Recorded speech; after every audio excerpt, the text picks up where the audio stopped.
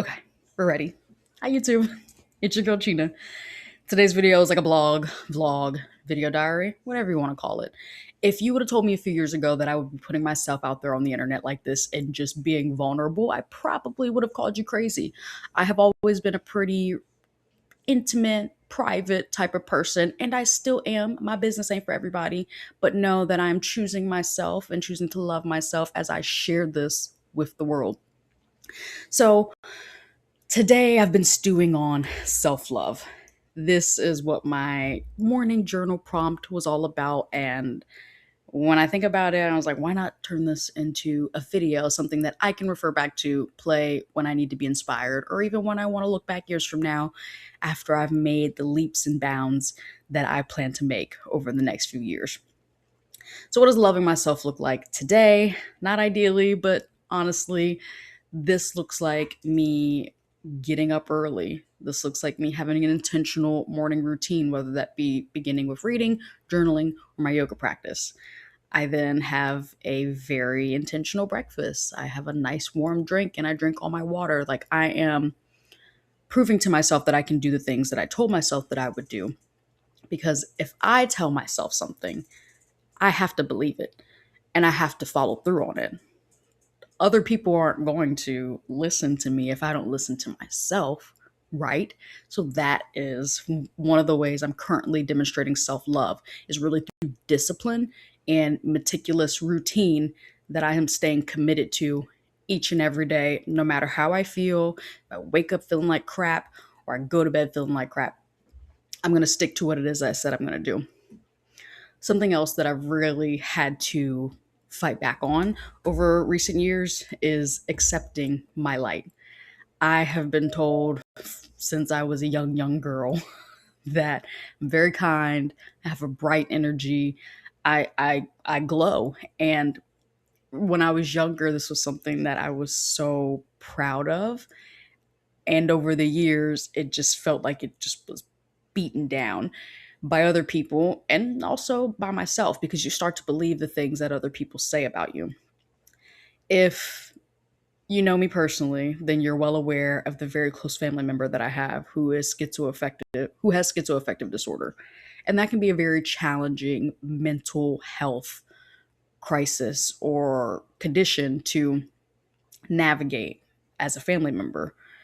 I think a lot of my self dimming stems from that relationship and trying to um, fix them and not fix myself. And I had to realize that you can't fix anybody else without, you know, handling your own shit.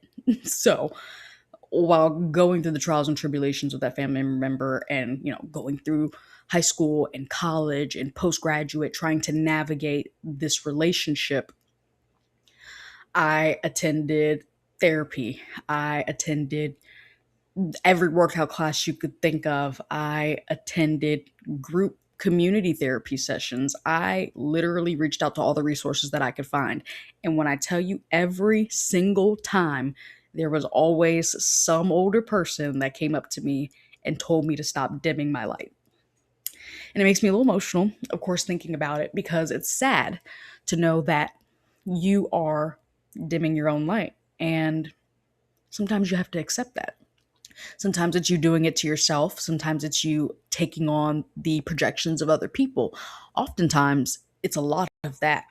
And so, as I began to stoke my own flame and come back into my light, I had to realize that there were also people around me outside of the family member, completely separate from this. There were other friends, acquaintances, family members, coworkers, people who were projecting their thoughts onto me, and I was taking that on. And it's not my place.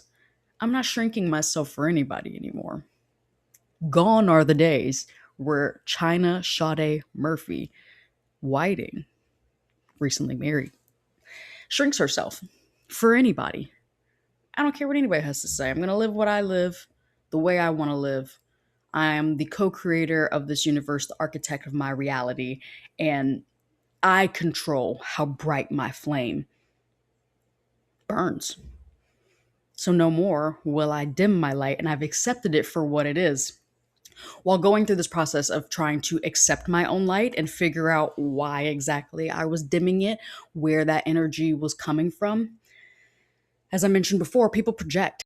And I learned that my light that I have had since a young baby, um, it intimidates other people. And maybe this is something you've experienced too. And if so, I'd love to hear about it more. But it took a very long time for me to realize that I was taking on other people's projections. I feel and I see and I just absorb things so deeply. And for a very long time, I had an issue with identifying what was my energy and what was somebody else's energy. And now I know this. I know it. I am in tune, okay?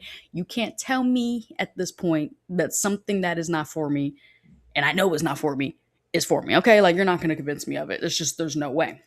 So while exploring this and learning about the dimming of one's light and how other people project onto you, it really blew my mind at the fact that someone like me, who's always been such a soft, kind hearted soul, I don't wish harm ill on anybody, y'all. Like, even if somebody does me really wrong, I might cuss you out. I might not.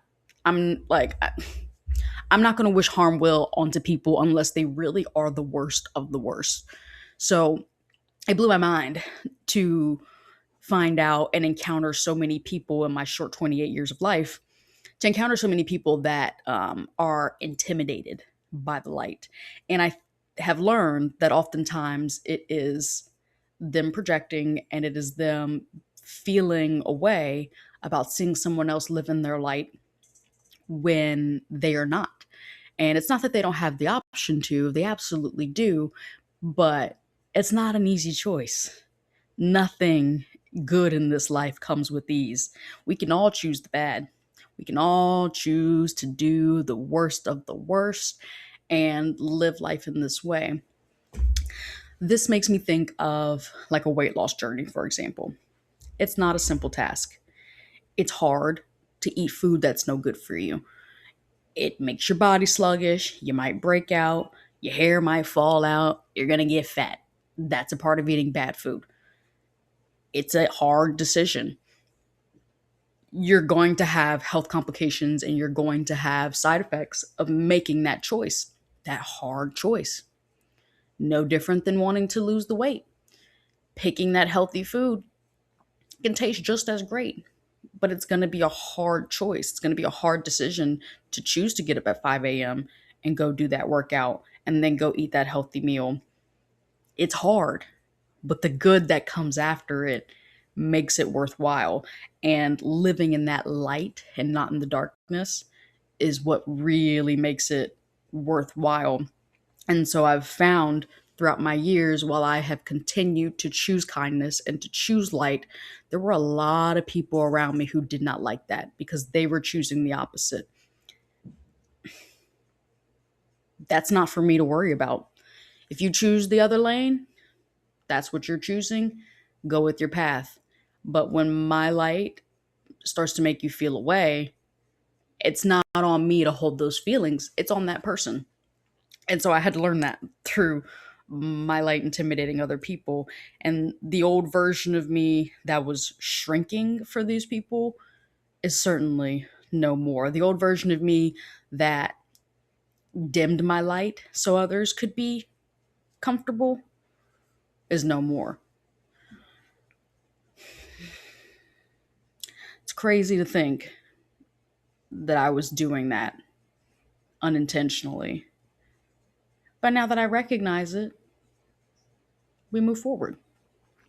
So, pushing forward, anyways, something that keeps me moving forward when I feel misunderstood is honestly myself.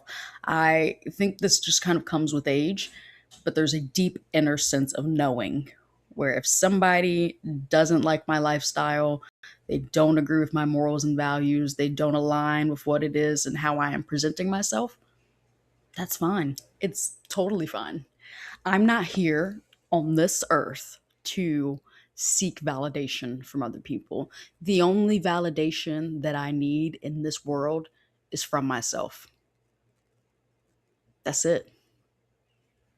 And that's what I've come to terms with. And I think that is a part, not I think, that is a part of that deep sense of an inner knowing of who I am, why I'm here, and what's going to get done while I'm here, okay? They can go live their life and I'll continue to live mine. And that is what I have finally come to terms with. And I love that. It's such an incredible feeling. So that's really it. Thanks for listening if you're here.